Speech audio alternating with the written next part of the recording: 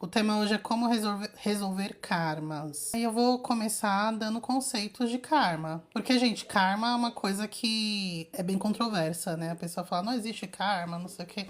Porque às vezes a gente fica pegado a um conceito só, né? Como se karma fosse um castigo, como se, né, enfim. E a ideia não é essa. Então, eu trouxe aqui, eu pedi pro chat GPT me trazer todos os conceitos de karma. A gente vai falar aqui rapidez, tá? Prometo. E depois eu já entro no tema da live, que eu também fiz algumas anotações, mas eu quero focar até em exemplos pessoais para ficar mais claro para vocês, tá? Então, só lembrando, o tema da live é como resolver nossos karmas, tá?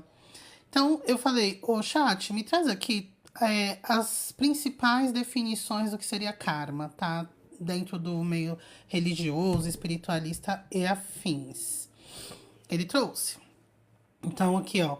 No hindu, na filosofia hindu e budista, karma com K, em sânscrito, significa ação.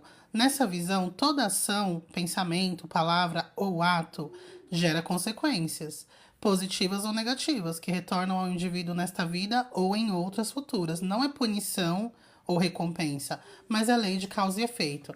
Então, dentro do hinduísmo e do budismo, karma com K é causa e efeito, independente de ser bom ou ruim. No budismo, é a mesma coisa, né? Karma é entendido como condicionamento. Tá muito parecido. No jainismo, é visto quase como uma matéria sutil que se adere à alma quando ela pratica ações negativas. Eu achei isso bem interessante, né? Porque é como se fosse um incremento do seu DNA, né? Então, dentro daquilo que você. Ele fica ali colado em você, né? Quase como uma matéria sutil. Ele cola. Você fez uma coisa ruim, ele colou. E aquilo vai te acompanhar até você resolver aquilo, né? A libertação acontece quando o ser se purifica dessa carga kármica. Então tá muito em linha ali, né, com o que a gente costuma ver nas diversas definições. Aí no espiritismo, né? Karma é muitas vezes usado como sinônimo de lei de causa e efeito, ou seja, muito próximo do hinduísmo e do budismo, né? Experiências difíceis, provas e expiações podem ser entendidas como efeitos de ações passadas, visando aprendizado e evolução espiritual. Não é castigo, mas é mecanismo pedagógico para o crescimento da alma. Na Umbanda e no Candomblé. Embora a palavra karma não seja de origem africana, a ideia aparece em termos de dívidas espirituais e de equilíbrio do destino. Trabalhos espirituais, oferências e mudanças de conduta, oferenda e mudanças de conduta ajudam a ressignificar ou suavizar o karma. Continua muito em linha, não acham? E aí, interpretação moderna e filosófica. Muitas correntes espiritualistas atuais veem o karma como ciclos repetitivos que só se quebram com consciência e mudança. Gravam essa frase. 2. Um espelho interno. Aquilo que projetamos, atraímos de volta. Interessante também. Uma forma de autorresponsabilidade, lembrando que nossas escolhas impactam diretamente na nossa vida e a dos outros, né? Então, karma é uma forma da gente entender que o que a gente faz gera consequências. De novo, tá tudo muito em linha uma coisa com a outra. É isso. Então, você vê que não interessa muito. Uma palavrinha, um conceito, um detalhezinho muda. Oi, mãe, tudo bom? Um detalhe ou outro mudam, mas o conceito mesmo, assim, principal não muda. Karma é causa e efeito, ação e reação, é você se deparar, é colheita, né? É você colher aquilo que você plantou em algum momento. Quando que isso acontece? Aí isso daí não tem muito consenso, né? Cada crença acredita diferente, que acontece imediatamente, acontece nessa vida, quando morre, zerou tudo. Outro fala, não, acontece quando tem condições de você lidar com aquela situação. Enfim, aí não é muito consenso, mas também não importa, né? O importante é o conceito. Falando isso, né? Então a gente vem aqui entrando no que eu trouxe aqui para nossa live, para a gente conversar mais. Então a gente já tem aqui um conceito meio das principais crenças, né? Os principais conceitos que vimos aqui que são muito parecidos, tá? Então, todos eles, por mais que algumas pessoas achem erroneamente que alguns falam que é castigo, nenhum desses conceitos trazem o karma como um castigo. Karma não é castigo. Karma é reação das nossas ações, tá? Karma é ação e reação. Você agiu, você tem um retorno. Bom, hoje, dia 7 de setembro, a gente está vivemos um eclipse lunar, que não foi visível aqui no Brasil. Alguns locais aí do globo foi visível, mas um eclipse lunar em peixes. Inclusive, eu escolhi esse tema não à toa, porque eclipses são muito intensos, né? São energias muito intensas. E elas sempre trabalham coisas que vão reverberar aí para os próximos meses. A gente está falando de um eclipse acontecendo em peixes, ou seja, a lua hoje está cheia no signo de peixes. É, para quem acredita, né, eu sou astróloga e peixes é o signo, o último signo do zodíaco, ele fala de finalizações. E por ser o último signo também, ele fala de karmas. Mas não é simplesmente o karma por si só. É a última instância das coisas que você, das suas reações, de ações vividas, ações feitas no passado. Então, gente, esse eclipse nesse eixo Peixes-Virgem, quando a gente fala eixo é porque são signos opostos. Então, a lua tá cheia aqui em Peixes, mas ela afeta ali, ela bota, ela influencia o oposto, né, que é o signo de Virgem. Esse eclipse, ele tá falando muito sobre karma, tá? Karma, principalmente coletivo, porque Peixes fala muito do coletivo, da consciência coletiva, da consciência cósmica. Mas não só, né? Porque assim como é em cima e embaixo, né? Então a gente, se afeta o coletivo, também tá afetando o micro. Então, o que que a gente pode entender aqui, né? Que essa energia desse eclipse traz pra gente? Uma oportunidade da gente olhar aquilo que já deveria ter acabado, né? Porque esse eclipse ele tem duas pernas, uma agora e outra eu acho que do dia 25, uma coisa assim, 22. E, gente, quando chegar nessa outra perna, vai ser a hora da gente se deparar com consequências dessas situações que a gente anda negligenciando. E a gente já deveria ter findado. Então, a gente está tendo uma oportunidade de olhar, de dar uma revisada naquilo que a gente está segurando, que a gente está se agarrando e que já deveria ter finalizado. O karma, hoje eu vejo que além dessa coisa de ação e reação, como é que a gente resolve o karma em si? Quando a gente solta. Então, lógico, tem situações que você precisa é, viver depurações. Mas por que a gente fica vivendo situações repetitivas, repetitivas? Igual tem gente que fala assim, ai, meu karma é ter relacionamentos ruins. Você pode ter tido uma situação onde você foi uma grande filha da mãe com alguém em uma outra vida, ou nessa vida que seja, não importa quando, mas foi no passado. E isso te gerou ali uma energia ligada a essa sua ação ruim, né? Você fez uma pessoa sofrer, se agiu de alguma forma ruim, você tem uma reação equivalente. Só que você não necessariamente tem que ficar vivendo aquilo ad eternum, né? Ficar vivendo aquilo para sempre. Não. Por que que você tá vivendo? Porque você não solta. E também tem um outro ponto. Às vezes você é a vítima e você tá presa nessa roda kármica. Aí você fala, como assim que injusto? Não é injusto, mas você não deveria estar presa nessa roda kármica. Você está presa nesse karma porque você não solta. O que a gente precisa entender, né, é que quando a gente não solta alguma coisa, a gente se vincula ao nosso algoz. E muitas vezes esse algoz nem lembra que a gente existe mais, tá? Hoje eu ouvi uma grande astróloga que eu gosto muito de falar isso, que tem muito a ver com esse eclipse hoje, que muitas vezes a gente fica preso a situações, a gente nos condicionamos, nós nos condicionamos a viver ciclos kármicos, a viver numa roda de samsara quase eterna, não eterna, mas assim, sabe, ciclo e ciclo e ciclo, porque a gente não solta, a gente não esquece e a gente fica assim, eu nunca vou esquecer o que ele fez pra mim. Como se isso estivesse atingindo a pessoa que fez mal. Às vezes a pessoa nem lembra que a gente existe. A pessoa nem percebeu que ela errou. E eu não tô aqui passando a mão na cabeça de quem erra com a gente, não. Eu tô falando uma realidade, gente.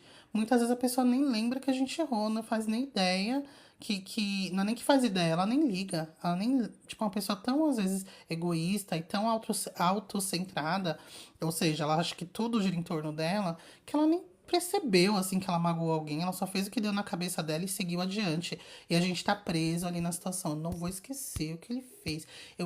Várias vezes eu ouvi isso, principalmente depois que eu entrei aqui na internet. Pessoas comentando vídeos onde sei lá, vídeo totalmente aleatório, a pessoa fala assim: eu nunca vou esquecer o que minha mãe fez comigo, eu nunca vou esquecer. Ok, eu não tô julgando, não, gente. Cada um com seus, né? Ema, né? Mas, fato é que quem tá sofrendo é só você. Ela nem lembra que você existe, tá? O seu namorado lá que te chifrou com 500 pessoas, nem lembra, você é só mais uma das 500, tá? E você tá ali, eu nunca vou esquecer, ele acabou com a minha vida. É você que tá prorrogando, postergando o seu sofrimento. Não é ser boa samaritana. Ah, então você tá falando que eu tenho que ser boazinha, alecrim dourado e sair perdoando todo mundo. Não, não tô falando de perdão aqui. Eu tô falando de você seguir adiante. Porque é você que não esquece, é você que não desapega. A gente fez hoje nossa primeira live. Live não, foi uma nossa call, né? Nosso primeiro encontro do nosso clube do livro, que a gente tem um clubinho do livro. E o primeiro encontro foi para falar do filme, do livro Nosso Lar, que foi o primeiro que a gente leu. A gente tá lendo lá a série, né, dos 13. E foi ótimo. E duas pessoas comentaram sobre conceitos psicológicos, acho duas ou três, que estão aqui, inclusive, uma delas, comentou sobre conceitos psicológicos da gente não soltar, porque isso fala também no livro, da necessidade que a gente tem, gente, de seguir adiante. Porque enquanto a gente não solta aquilo que a gente está segurando, a gente não dá espaço para o novo. Então a gente fica revivendo a situação, revivendo, e condicionando a nossa vida àquilo. Então você fica vivendo situações repetitivas para sempre. E você fala, meu Deus, a minha vida não anda, não saio do lugar.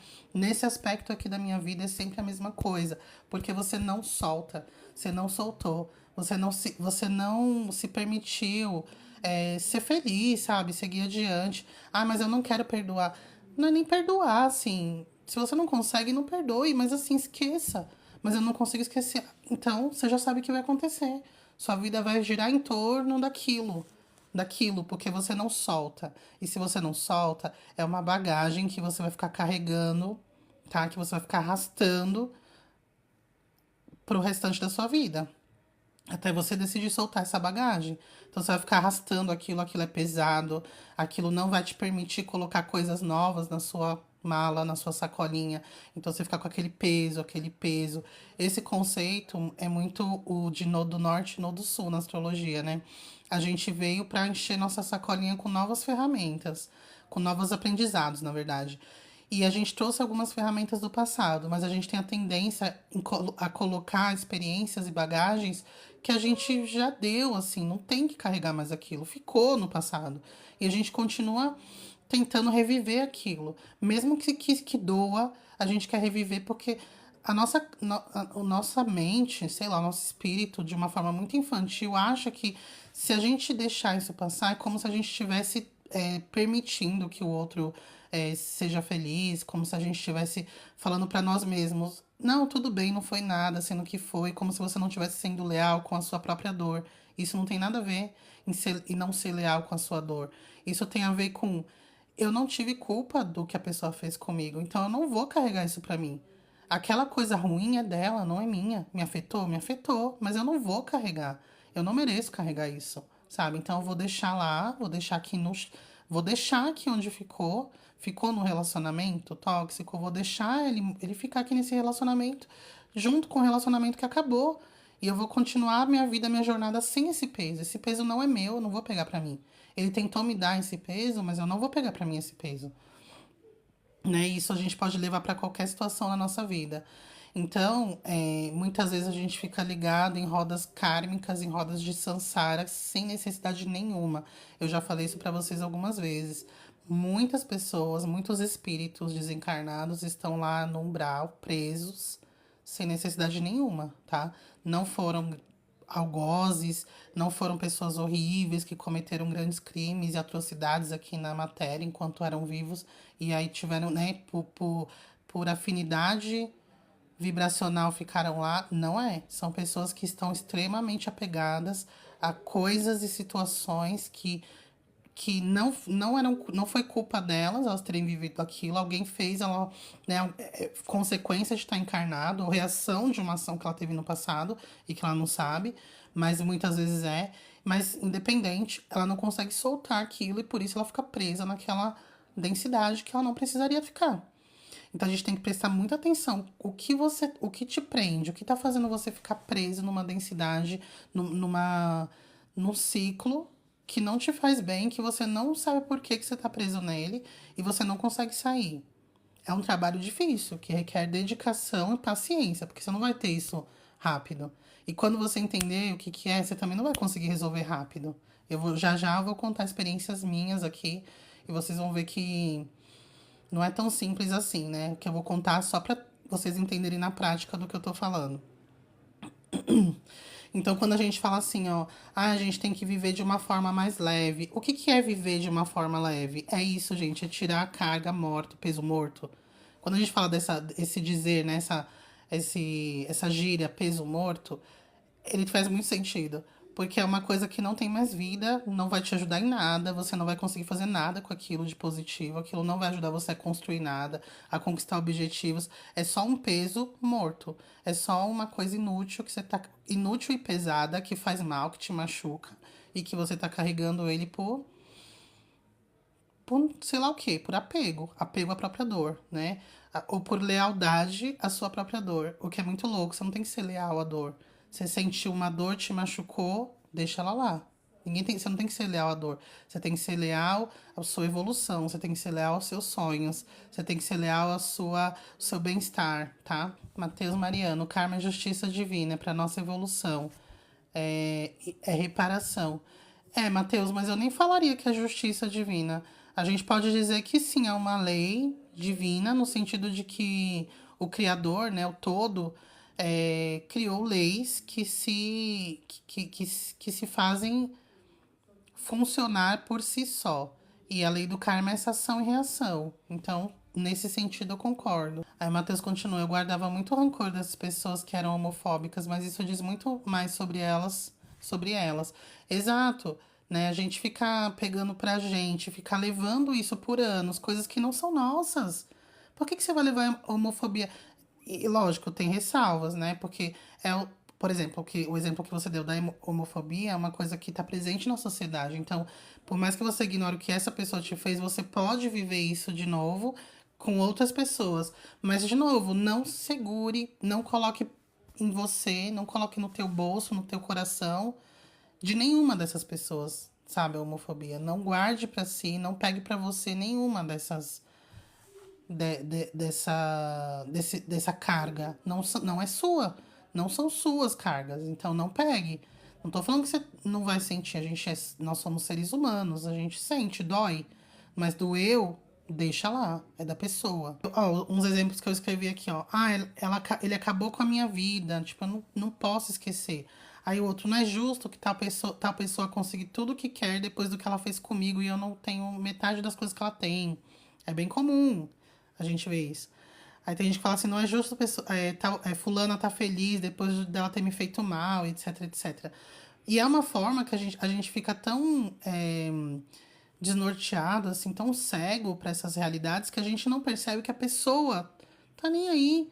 Ah, então a pessoa não vai pagar? Vai, gente. Por quê? Por conta da lei da causa e efeito. Vai, mas não vai ser com você. Não precisa ser com você. Entendeu? Não precisa ser com você. Aí, agora eu quero falar de dois exemplos pessoais que talvez vai deixar vocês um pouco mais, vai ficar mais claro. Muitos de vocês já estão cansados de ouvir falar um deles, o outro eu acho que eu nunca compartilhei, ou se eu compartilhei foi muito superficial, mas pra falar, pra ficar claro, aqui a gente não estender tanto essa live que vai ser mais curtinha. Primeiro é do meu pai.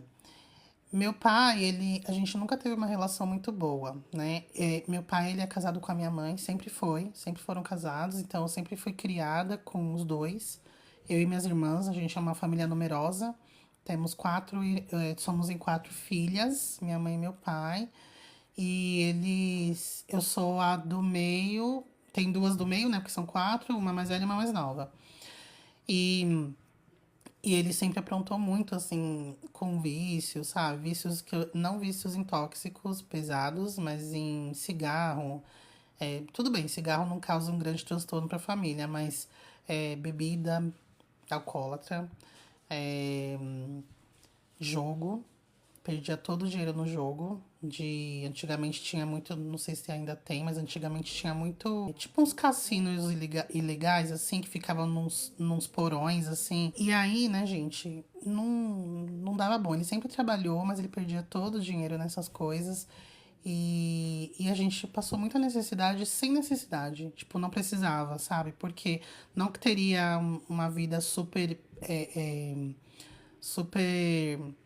abundante, não, porque éramos humildes, né? Mas não, assim, não precisava ter passado nem por 10% do que passamos. E isso fez com que gerasse uma mágoa muito grande, né? Entre as filhas e ele. Porque a gente falava assim, pô, não é por uma questão de. Tem pessoas que tem. Que a vida não vai, né? Porque a pessoa tenta e as coisas não acontecem. Isso é muito frustrante, mas acontece, é comum até, né? Mas tem pessoas que não, tem pessoas que as coisas acontecem e a pessoa desperdiça as boas oportunidades. E era isso que acontecia no nosso caso.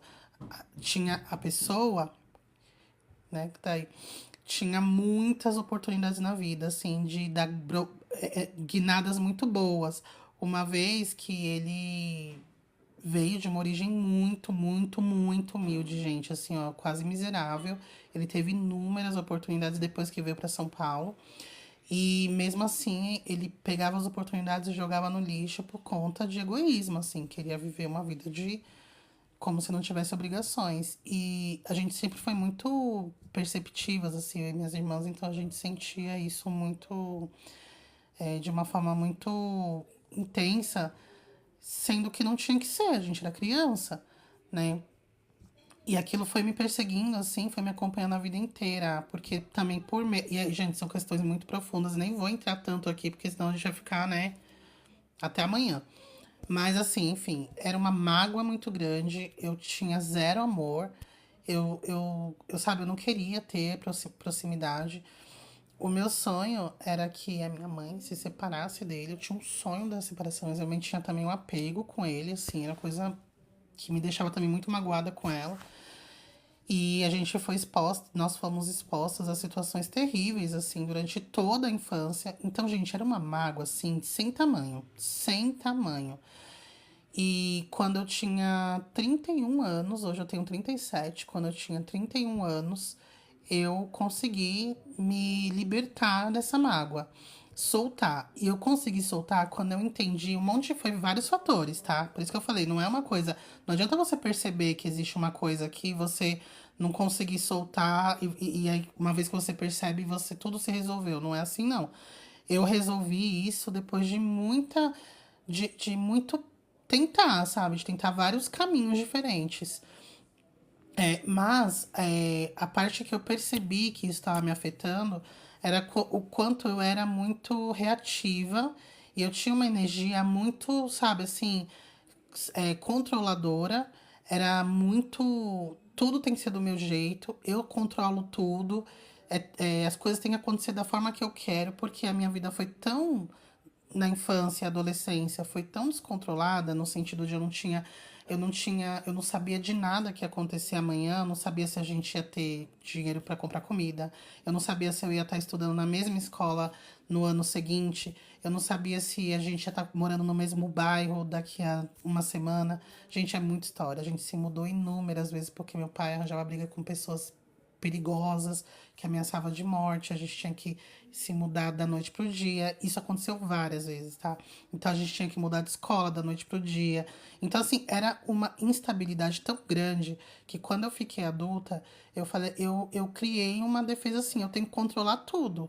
Eu quero saber tudo que vai acontecer comigo para os próximos 50 anos da minha vida. Eu tinha um costume de fazer planejamentos, tanto que eu trabalho na área financeira, eu sou formada em contabilidade, mas eu trabalhei toda a minha vida, ainda trabalho na área de planejamento financeiro, porque para mim eu sou muito boa em fazer planejamento, no geral. Então, por quê? Porque a minha vida toda era toda planejada. Eu, adolescente, criança, era muito resiliente, né? Eu não reclamava. Porque eu tinha tudo na minha cabeça, todo um plano para sair daquela situação. Ó, quando eu tiver 15 anos, eu vou começar a trabalhar, aí eu vou fazer isso, aí eu vou fazer aquilo, aí não sei o quê. E eu fui fazendo até que a vida ficou complexa, que a vida de adulto é complexa, e você vê que você não tem controle sobre nada. Nada. E aí, minha filha, a queda é grande. Quando você vê que tudo, parece que seu mundo desmoronou. Isso foi quando meu filho nasceu, assim, você não tem controle sobre nada. E aconteceram várias coisas nessa mesma época, veio a pandemia. Então, assim, ninguém sabia, ninguém preveu aquilo. Ninguém preveu aquilo. Então, assim, foi um baque pra mim. Então, eu entendi o quanto aquilo me afetava enormemente, sabe? Essa minha mágoa dele me afetava nisso, nessa minha necessidade de controle surreal que eu tinha, né? Então, quando eu entendi que isso estava me prejudicando muito, prejudicando meu casamento, prejudicando minhas relações, prejudicando meu trabalho, eu falei assim, não, tem que fazer alguma coisa com isso. Então, comecei a pensar, até que eu tive um insight conversando com uma amiga, a gente conversando, ela falando das questões que ela também tem com o pai dela e tal. E a gente falou assim, você já parou para prestar atenção em como foi a infância do seu pai? Porque eu não sei do meu pai, aí eu também não sei do meu pai. Aí ela, interessante, né? E aí eu fiquei com aquilo na cabeça e fui perguntar pra ele, assim, bem aleatoriamente. Gente, eu fiquei tão mal, assim, que a minha infância nesse aspecto não foi boa, mas em outros foi, gente. Tipo, apesar de a gente viver nessa instabilidade, eu nunca passei fome, nunca fiquei sem onde morar, porque como eu falei, ele sempre trabalhou, né? Então, e a gente é uma família muito grande, com muitos tios, tal, então ninguém ia ficar desamparada, né? A gente teve ajudas, assim, de outras pessoas. Mas ele, assim, uma vida paupérrima, assim, não só de condições materiais, mas assim, um pai e uma mãe que era zero amor, que só sabia ter filho pra botar na roça pra trabalhar. Filho era mão de obra gratuita. Enfim, várias situações. Veio pra São Paulo sozinho, morou na rua até conseguir. Enfim, gente, umas coisas assim pesadíssimas. Aí eu fiquei pensando, como que eu exijo amor e consideração de uma pessoa que com 5 anos estava trabalhando na roça? Tipo, meu filho tem 6 anos, meu filho, o Zubeiro me chama para limpar ele. Meu filho na roça, meu bebê. Jamais, assim, sabe? Então, quando eu fiquei pensando, gente, 5 anos trabalhando na roça. Ele começou a fumar com 8 ou 9 anos. Ele sempre fala, 8, daqui a pouco eu falo 9. Então foi uma coisa ou outra. Ou 8 ou 9, né? Grande mudança. Porque assim, era, sabe, a Deus dará, assim. Então, não justifica, mas eu entendo. Entendeu? Explica. Não justifica, mas explica. Então, eu pensei assim: as pessoas elas fazem o melhor que elas podem. O melhor que elas podem não é o ideal, mas é o melhor que elas podem. Então, não dá para você exigir que, por exemplo, que uma criança resolva uma equação de segundo grau, uma criança de 6 anos resolva uma equação de segundo grau. Então, essa analogia é para a gente entender que não dá para a gente exigir que uma pessoa que não sabe fazer aquilo faça. Ai, mas se eu sei, ele tem que saber. Não é assim que funciona, gente. Não é assim que funciona. Eu sei que é triste, mas é o que eu comecei falando. Se a gente segurar, falando assim, não é justo, porque a pessoa errou comigo e ela tá super bem casada e ela me enganou. E aí ela conheceu uma pessoa e com 20 dias namorando a pessoa, eles anunciaram o noivado e hoje eles estão casados. Então, porque ele não ele não queria aprender a fazer diferente. E ele não sabia fazer diferente. Ai, tadinho. Tadinho não, gente. Da mesma forma que eu falo da minha situação, eu não tenho dó. Eu entendi, mas eu não concordo. Porque tinha todas as ferramentas e todas as oportunidades para fazer diferente do que ele teve com a família dele. Ele fez, né? Ele fez mais do que. Ele nos proporcionou mais do que ele teve com a família dele. Mas ele poderia ter proporcionado muito mais sem nenhum sacrifício da parte dele. E ele optou por não fazer. Mas tudo bem. Tudo bem não, mas assim, é a vida, né, gente? É aquilo. Na cabeça dele, ele já tava fazendo mais do que ele teve. Então, pra ele era. Tá tudo. Ó, vocês pegam o boi aí que vocês têm 100% mais do que eu tive. Porque eu não exijo que você trabalhe antes dos 18. Apesar da gente começar a trabalhar antes dos 18, nunca foi uma exigência do meu pai e da minha mãe. Eles nunca exigiram isso. Mas, tirando isso, minha filha, eu não tenho que te dar muita coisa. Então, você tem casa, comida, e eu não te exijo que trabalhe antes dos 18. Olha só que diferença. Eu tive que trabalhar com 5. Como que você argumenta diante disso? Então, gente, se é justo, se é injusto, se ele deveria ter feito mais ou se fez menos, doeu em mim, doeu. Doeu muito, me prejudicou muito enquanto eu era criança, mas passou. Eu estou aqui, eu estou ressignificando isso e eu optei em não carregar isso comigo. Se ele errou, se ele deveria ter feito mais com a família, para a família, e não fez, ele vai encontrar isso em algum momento da vida dele. Mas eu nem quero ficar de camarote vendo isso assim, não quero, de coração. Hoje eu amo ele. Antes eu falava que ai, não tenho amor pelo meu pai, não sei o quê. Hoje eu tenho, eu me preocupo. Eu vibrei quando ele parou de fumar. Alguém colocou que o pulmão do meu pai é de aço. Ele parou de fumar pela primeira vez na vida. Em fevereiro desse ano, a gente tá em setembro, ele não teve nenhuma recaída e a gente tá muito feliz. E foi um tratamento pago pela minha irmã do meio, né? A segunda do meio. E, e eu fico muito feliz, radiante, assim. Quanto eu já agradeci a espiritualidade por isso, porque eu realmente quero muito bem dele. Hoje eu tenho condições de honrar a vida dele, de agradecer a oportunidade de ter vindo para essa vida através dele e da minha mãe. Eu agradeço de coração. Eu amo, a gente se vê quase todo dia. Eu acho ele um excelente avô. Ele ainda tem muitos problemas, mas eu decidi soltar essa mágoa, esse peso que ele fez a gente passar. E eu decidi ficar com a parte boa, que é o que a gente tem hoje. E isso me fez um enorme bem, gente. Minha vida mudou, assim. Isso foi um passe de mágica, assim, quase. Não foi, né? Uma consequência, mas parece que foi um passe de mágica. Porque, assim, eu não sou mais essa pessoa controladora. Eu sou muito mais aberta a imprevistos. Eu sou uma pessoa mais leve, eu sou uma pessoa que se deixa ser cuidada. Então, antes ninguém podia cuidar de mim, eu achava, não, tipo, eu não preciso de ninguém, né? Eu não preciso cuidar de mim. Hoje eu deixo, eu gosto, cuida mesmo, meu amor, vai, faz lá pra mim o negócio.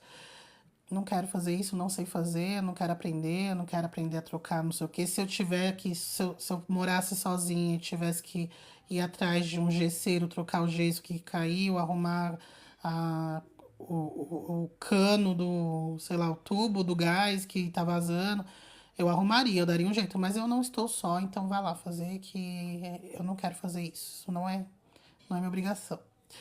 Então, eu me deixo, que antes eu não era assim. Não era. Não preciso de ninguém, eu faço tudo sozinha, com medo de ser igual a minha mãe, na dependência dele, sabe? Com medo tipo, com uma trava de pedir divórcio. Pra vocês terem uma ideia, como isso me afetou as motos. Eu tinha uma. Eu tô com meu marido há muitos anos, né? Quando a gente começou a namorar, gente, na minha cabeça a gente podia terminar a qualquer momento. Tipo, eu sempre ficava assim, prefiro pensar que a gente pode terminar a qualquer momento, que aí fica tudo certo, sabe? Eu não vou ficar pegada a ele. Sempre. Isso no começo do namoro. Quando a gente casou, eu pensava assim, ah, tudo bem, né? Se separar, tá tudo certo, juro. Sempre amei muito ele, mas eu sempre tinha essa coisa esquisita na minha cabeça, como se eu sempre tivesse preparada para uma coisa ruim acontecer. Por quê? Porque hoje eu vejo que eu não queria ficar numa dependência emocional como eu via minha mãe. Tipo assim, se ele cagar na minha cabeça, eu vou ficar do lado dele. Não. A qualquer sinal de aprontar comigo, eu não vou pensar duas vezes, porque eu já estou pronta faz tempo. E isso é ruim, né, gente? Você ficar esperando o pior, né? E eu sempre esperei, a gente tá aqui, ó, vivão e vivendo, nunca nos separamos, tá sempre muito bem, graças a Deus, assim, pouquíssimos conflitos, super resolvíveis, conciliáveis. Mas eu tinha isso, e hoje eu vejo, né, hoje, entre aspas, hoje em dia, eu vejo por quê. Então, enquanto a gente não solta experiências ruins que a gente viveu, a gente fica refletindo isso nas coisas que a gente vive agora. A gente estraga relacionamentos, nós nos impedimos, nos bloqueamos de viver coisas incríveis, tá? A gente atrai pessoas e coisas e padrões ruins. Então a gente tem que soltar. Aproveitar esses próximos meses aí da energia de eclipse para soltar o que não tem que colocar no na sua bagagem. tira da mala esse peso morto, sabe? E deixa eu ver os comentários, que aí eu vou contar minha segunda experiência, que eu acho que essa vocês não conhecem. Júlia, pra mim ajuda muito pensar assim, como as vivências das pessoas influenciam as atitudes. Júlia, pra mim foi uma virada de chave, assim. Quando eu comecei a pensar isso, a minha vida ficou muito mais leve. Atualmente eu vivo um conflito. É como se fosse uma guerra fria. Não chega a ser guerra, vai, mas assim, é um conflito frio com uma pessoa. E, e é um mix de emoções, porque a pessoa, tipo, às vezes ela faz umas coisas bem estranhas, sabe? Que prejudicam. Não sei se de uma forma consciente ou não, mas prejudica. Mas quando eu penso assim no background, sabe? Quando eu penso nos bastidores dessa pessoa, eu vejo que não que justifica, mas eu até entendo a atitude. Aí eu falo assim, pô, tá bom, não tá certa não. Mas eu entendi, eu tô entendendo. E aí, o que que eu faço diante disso? Então, eu aceito? Não. O que que eu tô fazendo? Eu tô tentando sair da situação. Eu não vou mudar a pessoa, tá? Aí vem um pouco de estoicismo, né? Eu não vou mudar essa pessoa. Eu não posso. Eu já tentei, né? Eu já tentei conversar e falar: olha, isso que você faz me prejudica, me faz mal.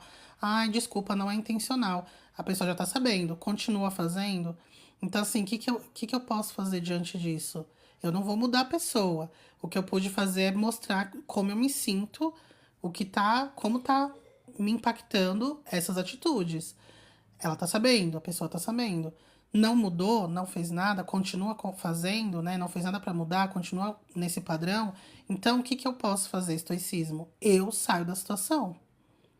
Sem ficar acusando, sem tentar se vingar, sem tentar mandar demanda, não sei o que, zero. Deus me livre de fazer isso. Saia da situação, saia da mira dessa pessoa, tá? E siga adiante. É difícil? É, mas quando a gente vê dessa forma primeiro fazer esse exercício, por que a pessoa age assim? Meu, por causa isso. Isso vai. Eu tenho controle sobre a vida particular da pessoa, sobre o que, que acontece lá na casa dela, que não sei o que. No meu caso, né, específico. Menor controle.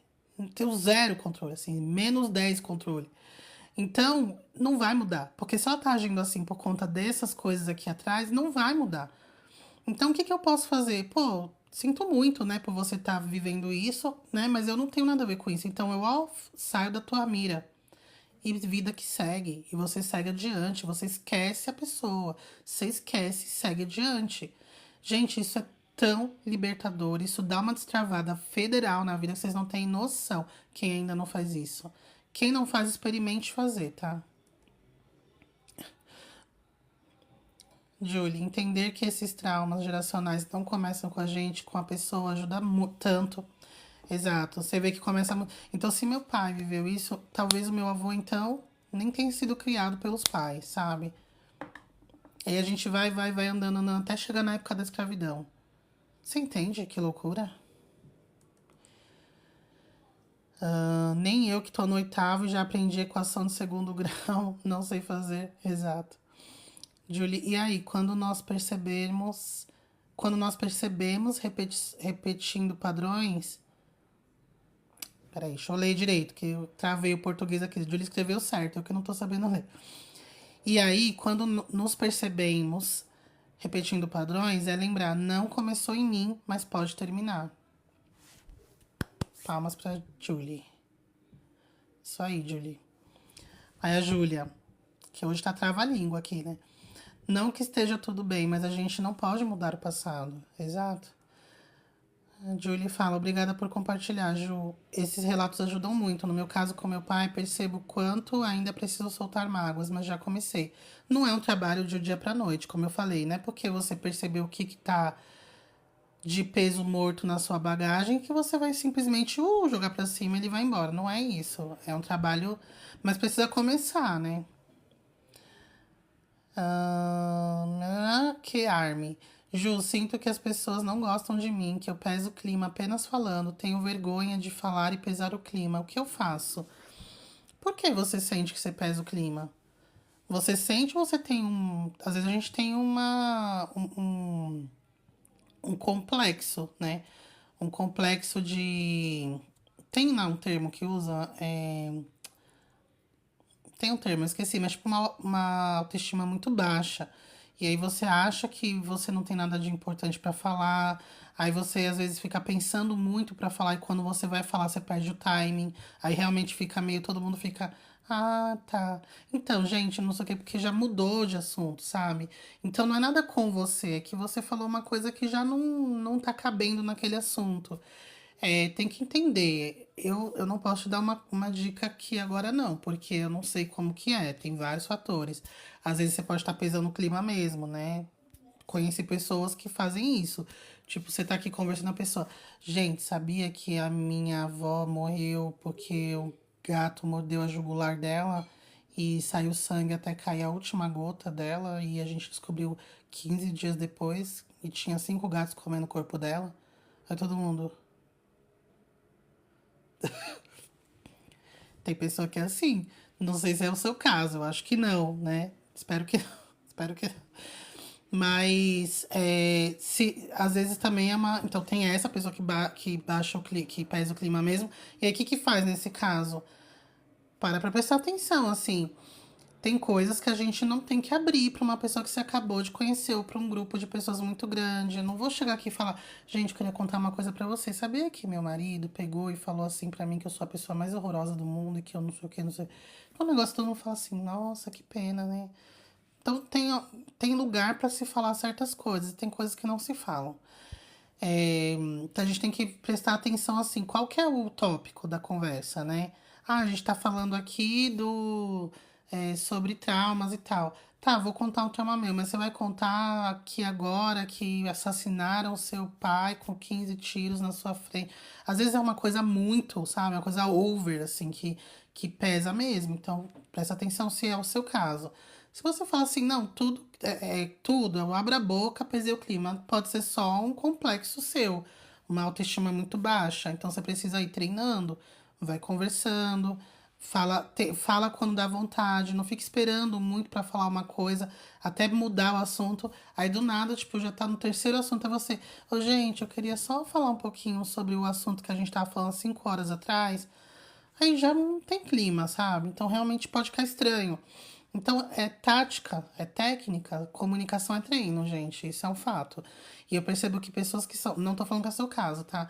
Mas pessoas que são muito introspectivas, que lidam com poucas pessoas, assim, no dia a dia, ou falam pouco com pessoas, assim, reais, assim, sabe? No tete a tete, que sai pouco de casa, que fica muito na internet, que fala muito pouco, não tem muito como falar com as pessoas, porque talvez o trabalho não exija isso, tá?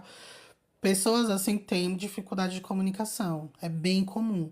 E aí é treino, pra você falar bem é treino. Um bom treino é falar na internet. Ai, que vergonha, meu. Cria um nome falso, entra no TikTok. Ai, mas no TikTok tem muita gente que eu conheço. Ou entra em uma rede que não tem muita gente e começa a gravar vídeo sobre coisas que você gosta, porque aí você vai estar minimamente mais destravada pra falar. E você fala, e você troca. São pessoas que você não conhece. Que se você, sei lá, falou um vídeo, fez um vídeo, você ficou com muita vergonha, você apaga. O perfil é seu, você apaga quando você quiser. Fala do que você quiser. E é isso, assim, é um excelente teste é você abrir um perfilzinho numa rede social que ninguém te conhece, cria um nome falso, mas tem que mostrar a cara pro exercício ser eficaz. Fran, boa noite. Dá pra ser espírita e frequentar Umbanda? Atualmente eu sou umbandista. Dá, Fran. Espiritismo não é religião, tá, Fran? Espiritismo não é religião. Se você tá indo numa casa espírita que as pessoas te proíbem de frequentar outros locais, não é espírita. É alguma outra coisa aí, mas não é espírita. Que espiritismo não é religião, é doutrina. Não vou mentir, tem muitas casas espíritas preconceituosas com religiões de matriz africana. Mas você não precisa dar satisfação. Eu trabalhei muito tempo em casa espírita, eu não ficava falando que eu frequentava Umbanda. Não escondia, mas eu não ficava pedindo permissão pra ninguém, contando, não escondia. Ah, eu queria não sei o quê. Você conhece uma casa de uma? Eu conheço, a que eu frequento é no lugar tal e tal. Se quiser ir lá, é dia tal que abre. Não escondia de ninguém, postava às vezes coisas na minha rede social, mas eu não ficava pedindo permissão, nem contando tudo que acontecia, não. É por isso que eu acho que eu não me afinizo com religião, porque eu odeio isso de ficar pedindo permissão pra uma pessoa. Uma pessoa como eu, por que eu tenho que pedir permissão pra ir no lugar que eu quero pra uma pessoa, um humano, um ser humano encarnado que nem eu? Aí eu posso ir no tal lugar? Ah, eu não peço pra minha mãe, nunca pedi pra minha mãe e pro meu pai. Desde os meus 14 anos que eu não peço permissão pra nada. Eu vou pedir permissão pra o fulano. Ai, desculpa, não consigo. Parece que a gente virou criança de novo. Não tô falando aqui coisas espiritualistas, tô falando o local que você frequenta ou deixa de frequentar. Em termos de egrégora espiritual, não tem problema nenhum. O que tem problema, vou falar, o que pode ter problema é você trabalhar nas duas. Pode dar problema. Porque você vai estar misturando muitas egrégoras. E aí é complicado. Porque você vai estar fazendo um trabalho para um, fazer um trabalho para outro. É complicado. Pode dar problema trabalhar nos dois. Agora, frequentar, não. Você pode trabalhar um e frequentar outro.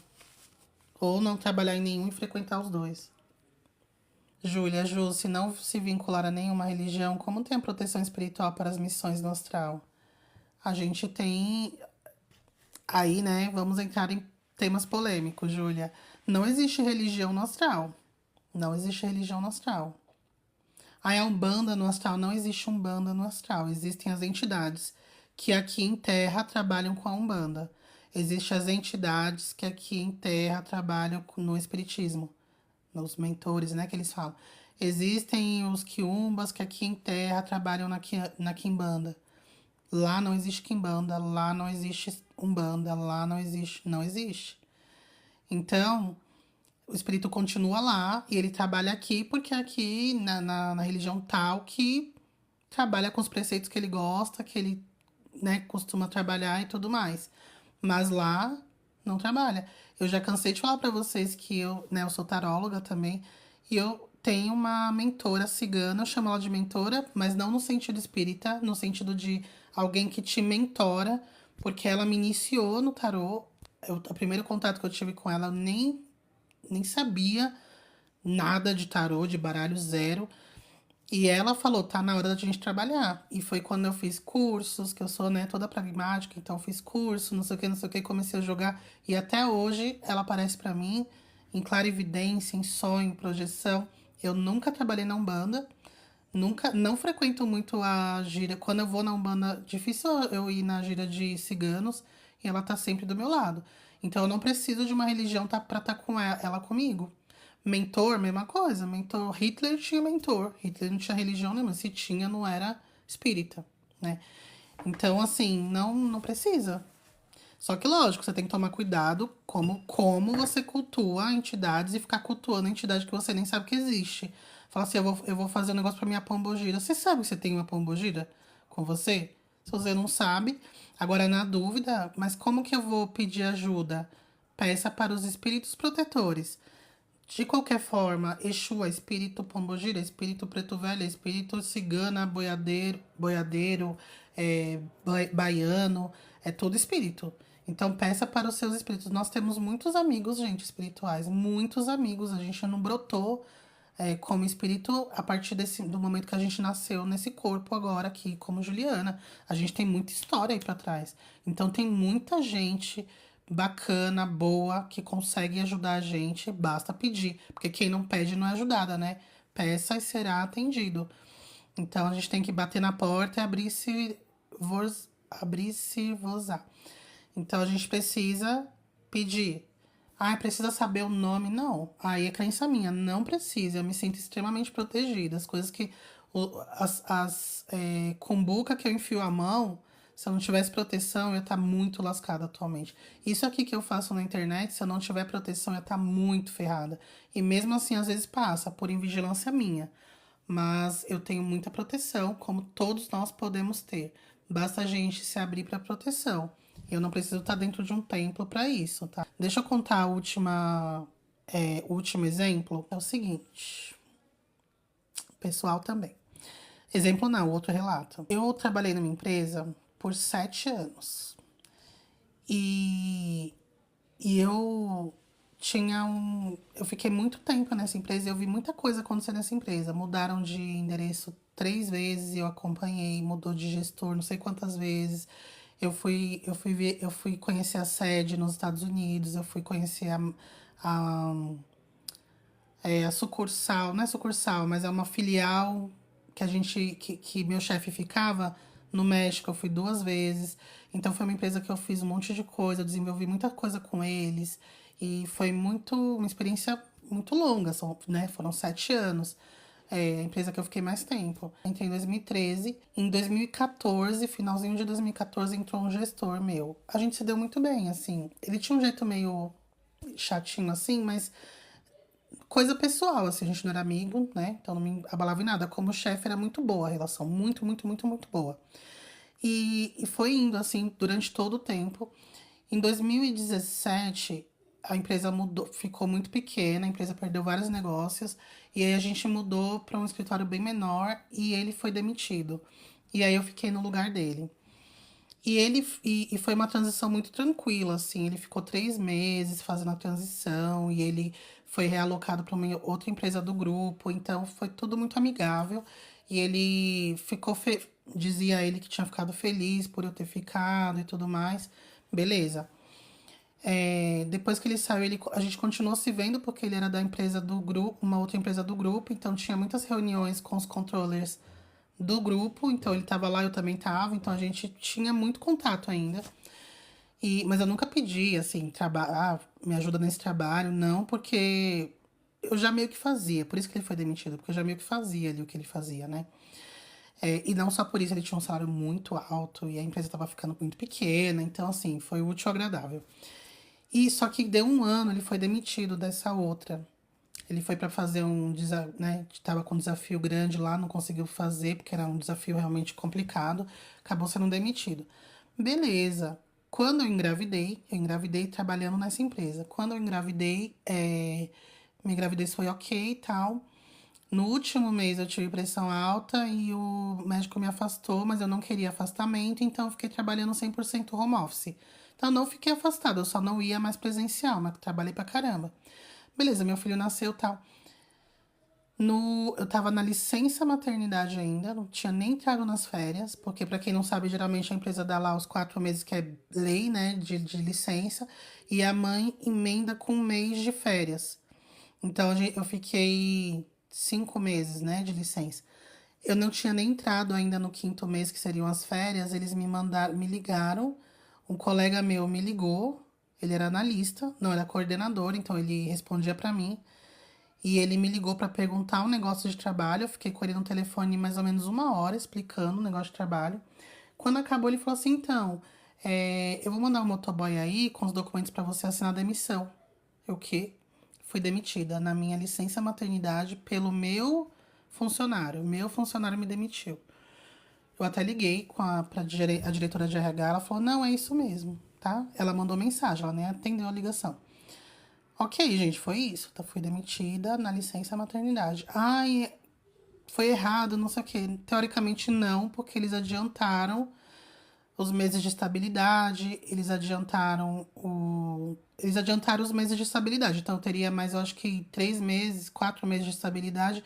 Eles adiantaram o pagamento de todos esses meses, mas eles não me pagaram convênio médico, tipo, só pagaram o salário. E, e foi isso, né? Eu fiquei muito, muito chateada, eu não tava esperando, não tava contando. Foram 7 anos trabalhando na empresa. Quando eu mais precisei, eles me demitiram. E aconteceu isso. E aí, beleza, passou um ano, me falaram assim, uma pessoa muito próxima de mim, que é advogada, falou assim: vamos colocar na justiça, que a causa ganha. Eu falei: vamos. Coloquei na justiça. Só que eu acrescentei um pedido, que foi acúmulo de função. Quando eu fiquei no lugar do meu chefe, ele era gerente de controladoria. Não, gerente financeiro. O gerente financeiro, ele é gerente de todas as áreas financeiras, então da contabilidade, da tesouraria, da controladoria. E quando ele saiu, eu fui promovida a controller, que teoricamente é um cargo abaixo dele. Só que eu fazia tudo o que ele fazia. Eu fiquei gestora dessas 3 áreas e eu recebia metade do salário dele. Metade. Então, eu coloquei também esse pedido, né, de... Não foi acúmulo de função, foi adequação de cargo, uma coisa assim. E eis, gente, que eu perdi a ação. Por quê? Eu podia recorrer, mas eu não quis, eu fiquei muito abalada. Eu tava no puerpério, coloquei no pau. E aí, quando foi a primeira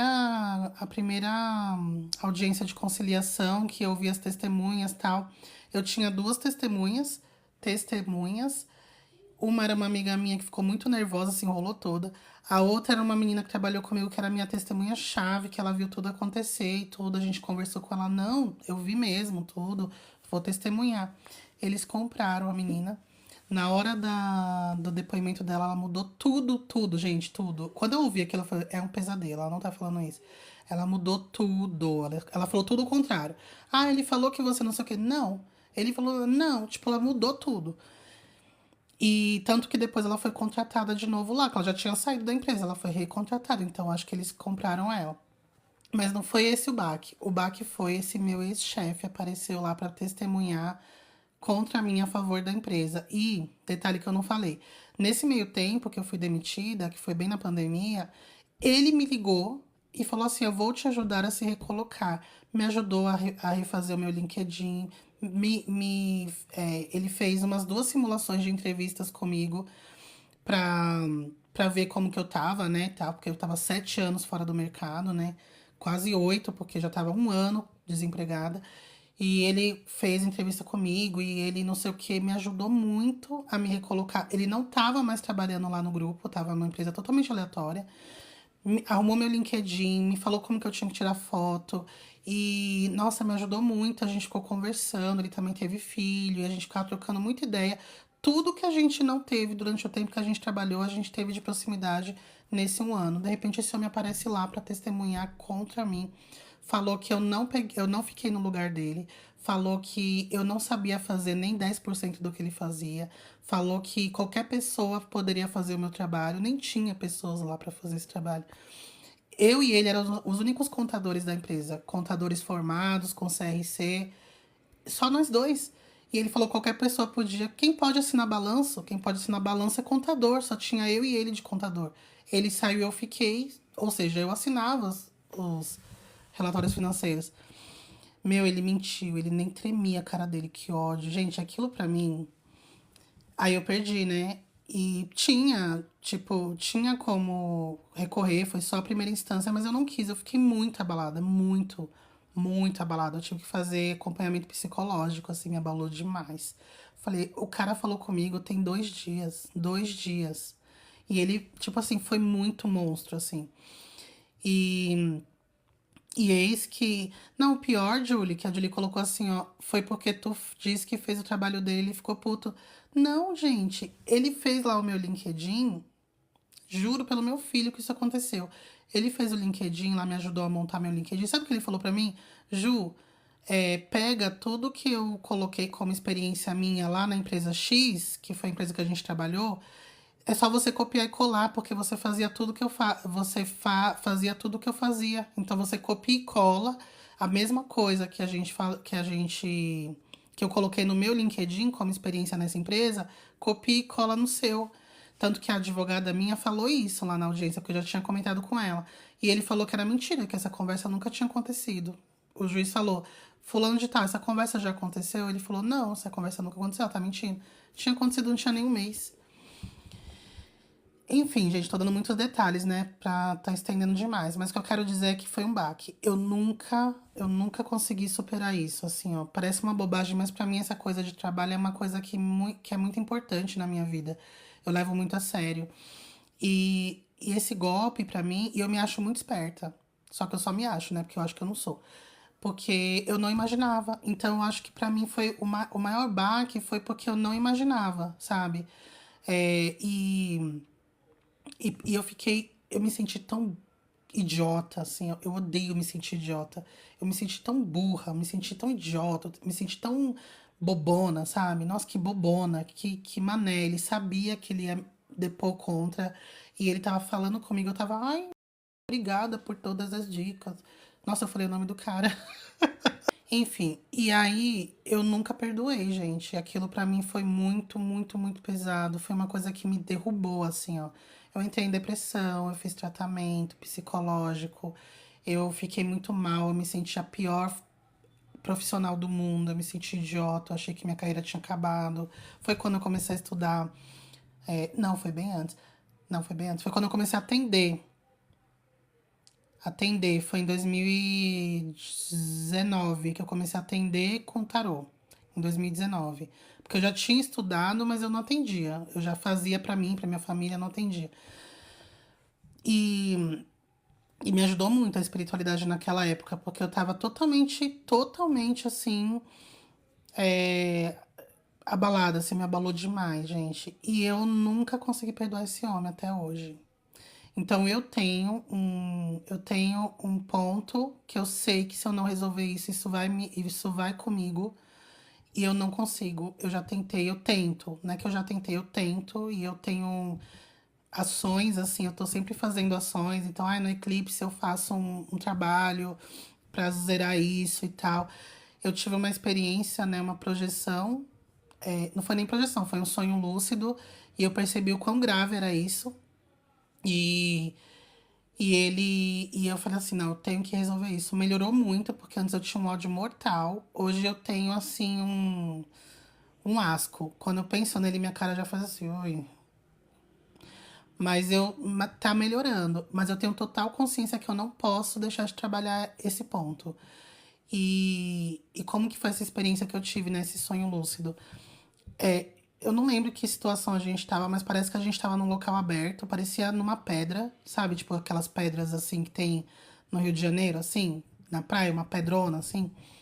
A gente tava em cima de uma pedra, era noite, e ele ficava assim, por favor, você precisa me ouvir, você tem que me perdoar. Ele chorava, gente, a cara dele, assim, ele não era, ele é zero emoção, ele é bem prático, assim, né? É virginiano, bem prático.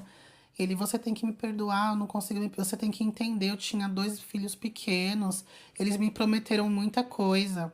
Eu não podia perder aqueles contatos, eram bons contatos, mas eu me arrependo muito.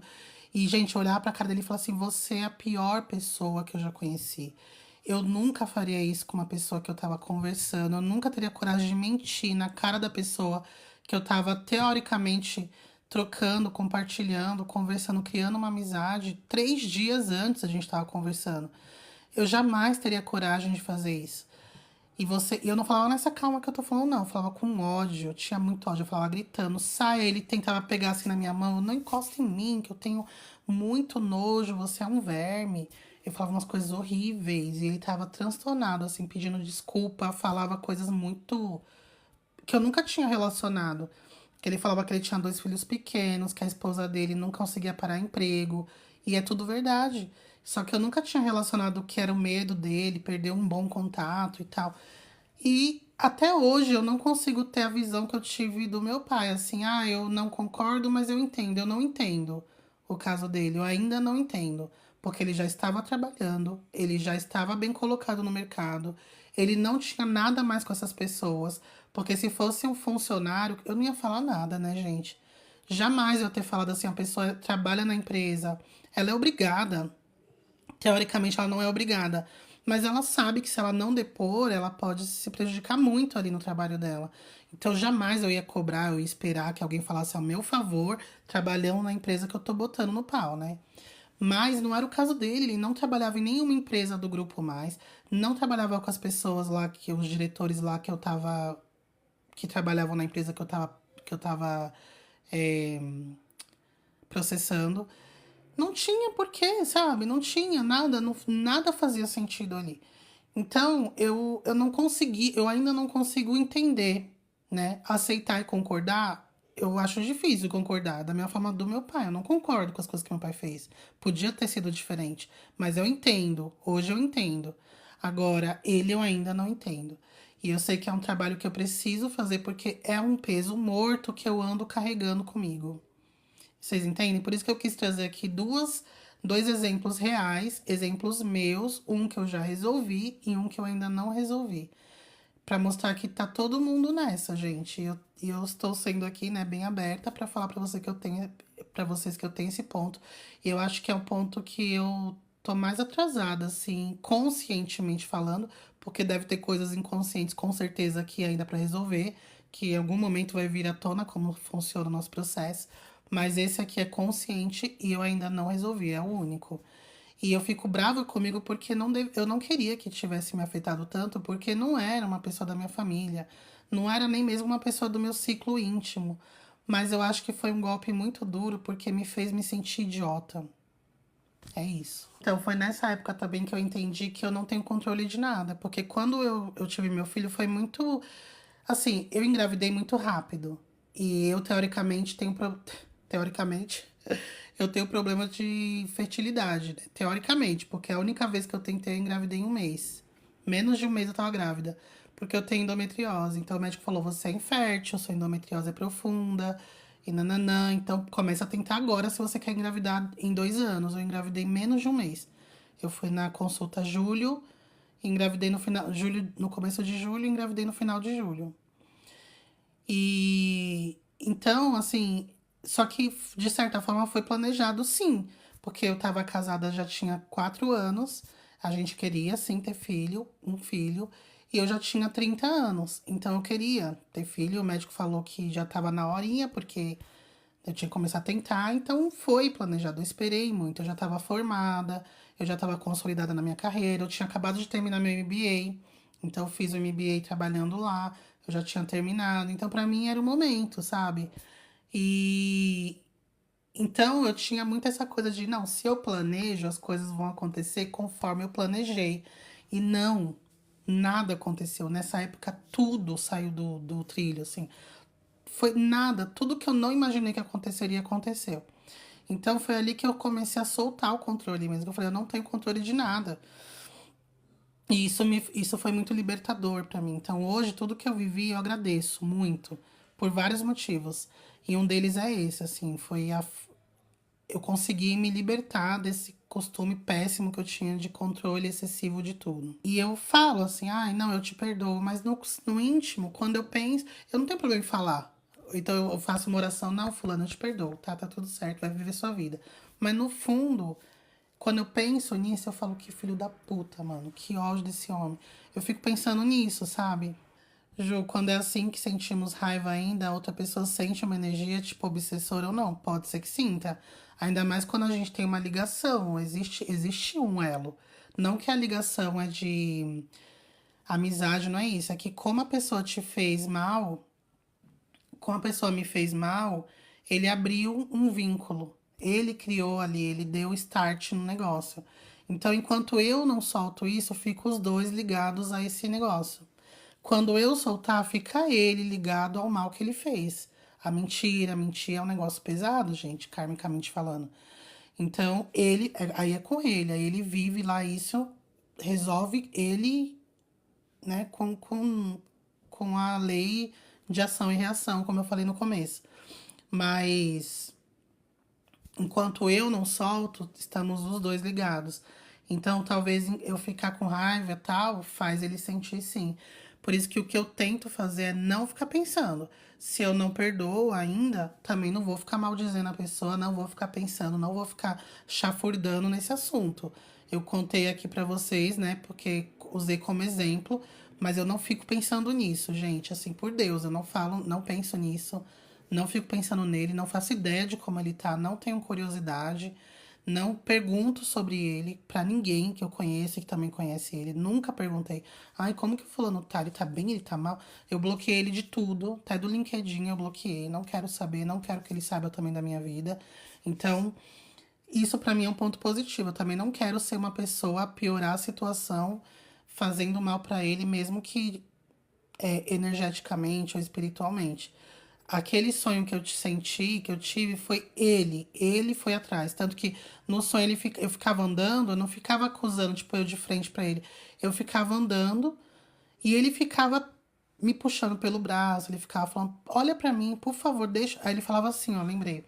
Ele falava assim, ó, você precisa me ouvir, eu preciso te falar os meus motivos, me ouve, olha pra mim, não sei o que. Aí eu falava assim, eu não tenho que saber que motivo você tinha, qual é o motivo que faz você querer ferrar uma pessoa, uma mãe que tá com um bebê recém-nascido, que não tem convênio médico, que estava contando com o convênio médico da empresa que ela estava trabalhando há 7 anos. O que dá o que você tem pra falar? Aí ele falava aquilo lá, né? Tipo, eu também tinha 2 filhos. Eu falei, mas você não trabalhava pra eles. Aí ele ficava assim, olhando pra minha cara, o olho cheio de lágrimas, chorava muito. Então eu senti que ele foi atrás. Por algum motivo ele deve ter pensado nisso e tal. E como existe o elo, a gente se acessa. Eu não sonho muito com ele. Eu acho que foi a única vez. Não, 2 vezes. Foi essa vez e foi uma vez que eu sonhei que a gente tava num shopping. E aí eu via ele e abaixava a cabeça e entrava pro lado assim. Ele ficava, Juliana, Juliana, preciso falar com você, Juliana, Juliana. E eu não deixava ele falar comigo. Tipo, eu saía correndo. Só que dessa outra vez ele falou, mas eu, tipo, fui muito reativa. Foi isso, assim. Gente, é isso. Então, assim, vamos sumarizar, né? O tema da live foi como resolver seus karmas. Então, em resumo, é solte. Então, assim, aceite as coisas que você vive sem se revoltar, tentando melhorar, porque às vezes você foi o gerador do karma. Então, ali não tem muito o que fazer, é viver e tentando melhorar. Faça o bem sempre, sempre, porque existe o Dharma. Eu vou fazer uma live só para falar de Dharma. O Dharma é o contrário, é aquela coisa que. Ou karma com K, que é o karma do hinduísmo, que o karma do hinduísmo é um retorno indiferente da qualidade da energia. Então, se você fez coisas ruins ou boas, não interessa, você tem retorno equivalente. Então, continua com o mesmo nome, sendo karma, karma com K. Mas, para o budismo, por exemplo, o karma é a parte ruim. É um retorno de algo ruim. E a parte boa é o Dharma. Só que o Dharma não é um retorno, o Dharma é um acúmulo. Coisas que você faz bem, você acumula créditos. Vamos colocar assim, tipo créditos. Obrigada, Matheus. Você acumula créditos, que esses créditos, eles podem sim abater os teus débitos, entende? Então, na tua conta bancária, você iniciou a vida com menos 100 de dinheiros na sua conta bancária. E você vai colocando débitos, ele vai sim abatendo os teus créditos. Ele vai sim abatendo teus débitos, né? Tô falando cabeça de contador é o contrário, gente. Mas na cabeça bancária, você tem débito e o seu Dharma são créditos. Então, vai entrando dinheiros ali para você ir abatendo. Então, não percamos a oportunidade de fazer o bem, porque isso abate nossos karmas. Karmas aqueles que a gente gerou. Mas o foco do vídeo hoje, da live, é o karma que a gente foi vítima. Aquele karma que a gente viveu, vítima entre aspas, porque aí também é bem complexo, não existem vítimas, né? Mas enfim, até onde se sabe, até onde a gente sabe, a gente foi vítima. Pra gente soltar esse karma, a gente deixar. Não, vou deixar você se resolver com o teu karma. É você com teus bagulho, entendeu? Não é meu, não fui eu que errei, então eu não tenho que carregar isso. Então, para isso, você conseguir se desvincular daquilo que te fez mal, que tá te fazendo mal e que vai continuar te fazendo mal até você soltar, é você soltar. Você entender que aquilo não é seu. Sofri, sofri, chorei, chorei, mas agora eu vou seguir adiante, eu vou deixar isso lá com ele. Quem errou comigo foi ele. Eu vou me comprometer aqui com vocês, aproveitar a deixa. Não me comprometer com vocês, eu me comprometer comigo publicamente, aqui com as 48 pessoas, que eu pretendo sim fazer um trabalho mais ativo, porque eu falo que eu já fiz várias coisas, mas foram coisas muito aleatórias, sabe? Uma vez a cada 2 anos. Eu vou fazer uma coisa mais ativa, um trabalho mais ativo para me distanciar dessa situação com o meu ex-chefe, né? Onde eu não consegui ainda perdoá-lo. Eu quero deixar isso com ele. E eu não quero ficar também desejando que ele pague o que ele fez. Não. Não sei o que vai acontecer, mas eu não quero ficar com isso comigo. Eu não quero ficar mais arrastando isso comigo. Eu quero contar aqui pra vocês, da forma que eu conto a história do meu pai, eu quero também contar a história do que é o meu ex-chefe. E tá tudo certo, quero que fique tudo certo, sabe? Eu não quero que ele também carregue esse peso com ele. Passou. A gente faz aquilo que a gente consegue fazer naquele momento. Às vezes você tem horas para tomar uma decisão, dias para tomar uma decisão e você, o que que eu faço? Eu faço, eu não faço, eu faço, eu não faço, ai, faço. Aí passa um dia, você já se arrependeu, mas já foi tarde demais, aquilo aconteceu. Então, acho que as pessoas também não precisam ficar levando para sempre uma culpa de algo que talvez ela possa ter feito no impulso ou no medo, né, de perder um bom contato, ou estava passando uma necessidade financeira e alguém ofereceu dinheiro. Não sei, né, gente? Nunca sabe. Então, eu não quero ficar carregando isso comigo, eu não quero que ele também fique carregando isso com ele.